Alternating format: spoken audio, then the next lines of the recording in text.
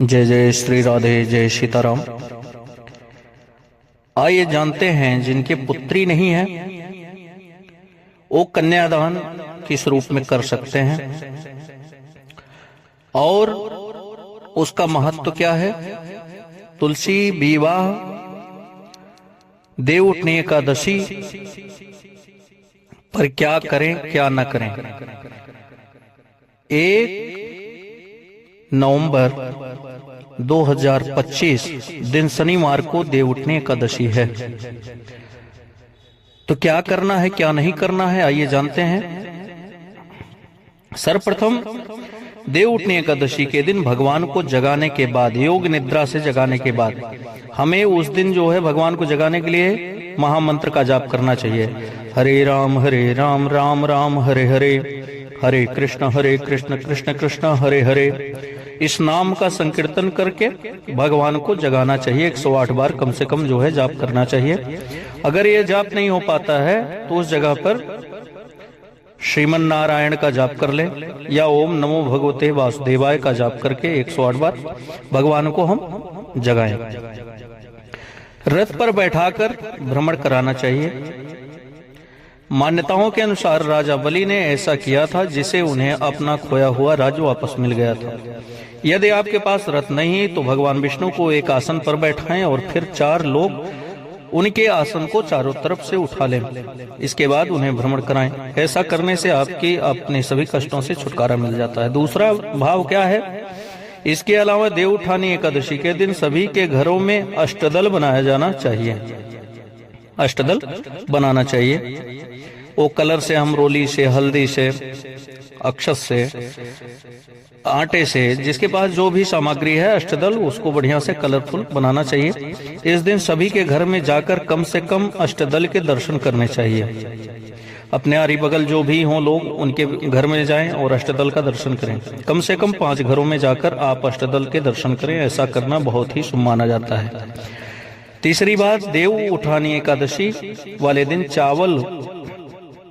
चावलों को कुछ समय के लिए भिगोकर रख दें। इसके बाद उन चावलों को पीस लें। इसके बाद उससे अनाज रखने के बर्तन का निर्माण करें और फिर इसके अंदर विभिन्न प्रकार के अनाज रखें। यदि आपसे चावल पीसकर अनाज का बर्तन नहीं बनता है तो अष्टदल बनाकर उस पर 7 प्रकार के अनाज रख दें। इसके अलावा इस दिन जरूरतमंद लोगों को दान करना चाहिए। ऐसा करने से पुण्य प्राप्त होता है। चौथी बात, देव उठानी एकादशी का महत्व बाकी एकादशियों की तुलना में सबसे अधिक है। इसलिए इस दिन जो लोग भी व्रत रखते हैं उन्हें व्रत के पारण में कुछ बातों का विशेष ध्यान रखना चाहिए। एकादशी का व्रत रखकर जब आप द्वादशी तिथि में व्रत का पारण करें तो सबसे पहले आंवले और तुलसी के पत्ते का ही सेवन करें। इसी से व्रत का पारण करना चाहिए। 5वीं बात, तुलसी के अच्छे से साफ सफाई करके दीपक जलाएं, चुनरी उड़ाएं और सुहाग सामग्री चढ़ाएं। 6ठी बात, देव उठानी एकादशी का दिन तुलसी विवाह कराने का भी विधान है।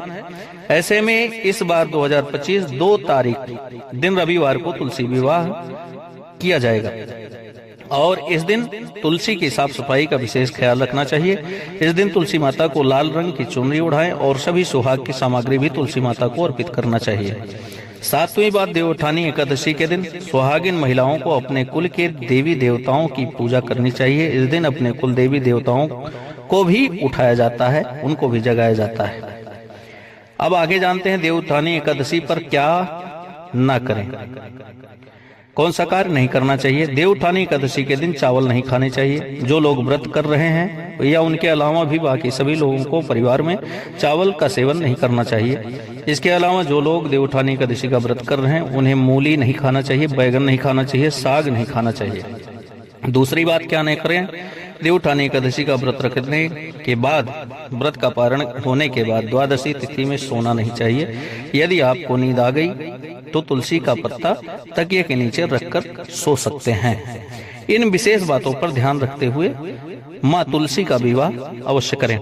और जिनके कन्या नहीं है वो कन्यादान का सुख प्राप्त कर सकते हैं तुलसी विवाह करके।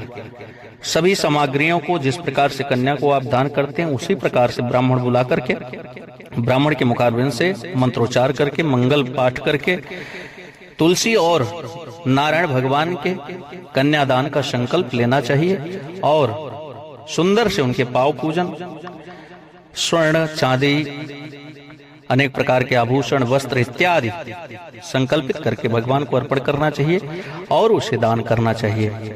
इसको करने से कन्या दान का सुख प्राप्त होता है और माता पिता कन्या प्राप्त होने का सुख प्राप्त करते हैं। जय श्री राधे, जय सीताराम।